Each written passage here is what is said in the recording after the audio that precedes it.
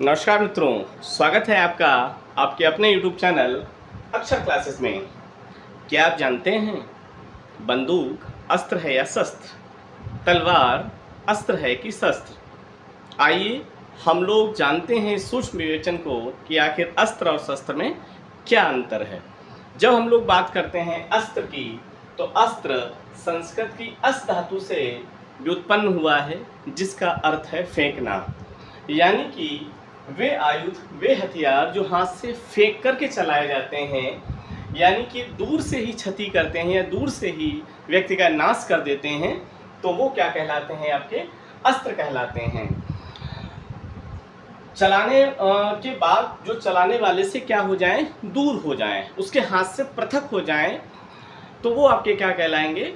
अस्त्र कहलाएंगे। जैसे हम लोग बात करें बाण की, तो धनुष और बाण की अगर हम लोग बात करें तो धनुष और बाण का जोड़ा है आपका, है ना। तो यहाँ पर जब हम बात बाण की करेंगे तो बाण जो है वो क्या हो जाता है? हाथ से पृथक हो जाता है। इसका मतलब वो क्या है? आपका अस्त्र है। और धनुष हाथ में ही रहता है, तो उससे हम लोग क्या कहेंगे? वो शस्त्र है आपका, है ना। इसी तरीके से भाला जो है अगर फेंक करके मारा जाता है तब तो वो क्या है? आपका अस्त्र है। लेकिन हाथ में लेकर के ही अगर उससे युद्ध लड़ा जाएगा तो वहाँ पर वो क्या हो जाएगा? शस्त्र हो जाएगा। इसी तरीके से त्रिशूल जो है अगर फेंक करके चलाया जाएगा, चलाने वाले के बाद चलाने वाले से क्या हो जाएगा? दूर हो जाएगा उसके हाथ से, तो वो आपका क्या हो जाएगा? उस समय वो अस्त्र हो जाएगा। और अगर चलाते समय उसके हाथ में ही है तो वो आपका क्या कहलाएगा? अस्त्र कहलाएगा।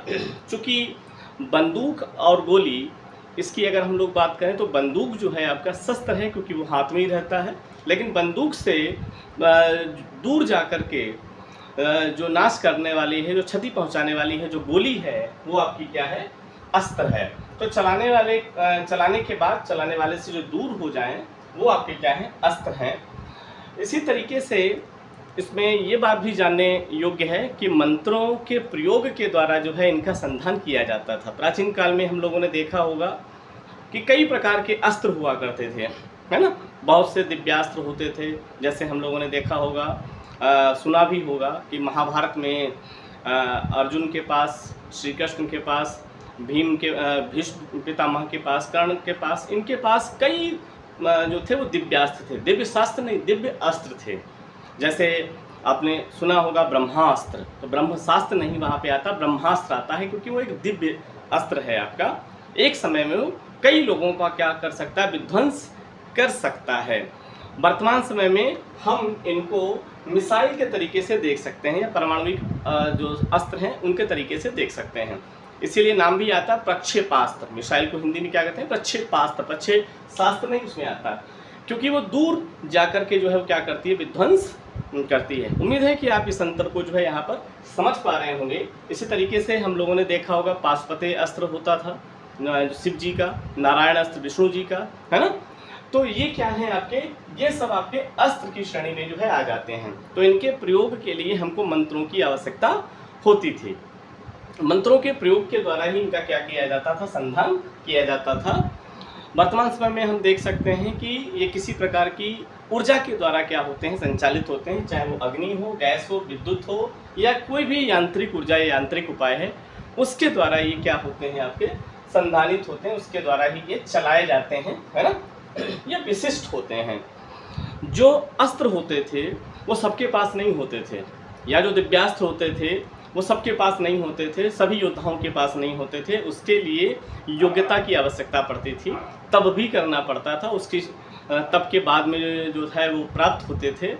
तो ये विशिष्ट होते थे। प्रत्येक व्यक्ति के पास या प्रत्येक योद्धा के पास ये नहीं होते थे, इसलिए ये क्या है? आपके विशिष्ट हैं। एक बार में ये कई लोगों पर क्या कर सकते थे? प्रहार कर सकते थे। एक बार में पूरी की पूरी सेना का विध्वंस करने में सक्षम होते थे।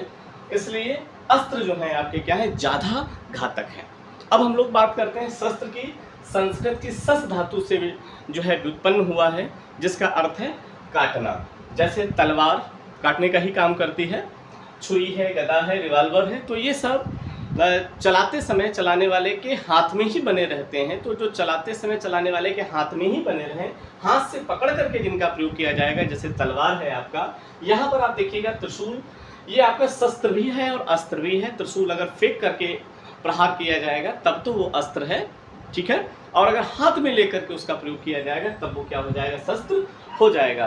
तो एक ही चीज जो है अलग अलग परिस्थितियों में अस्त्र और शस्त्र दोनों हो सकती है। जैसे लाठी की अगर हम लोग बात करें, लाठी का प्रयोग जो है अगर हाथ में लेकर के किया जाएगा तब तो वो शस्त्र है, लेकिन लाठी अगर फेंक करके मारी जाएगी तब वो क्या हो जाएगा, अस्त्र हो जाएगा, है ना।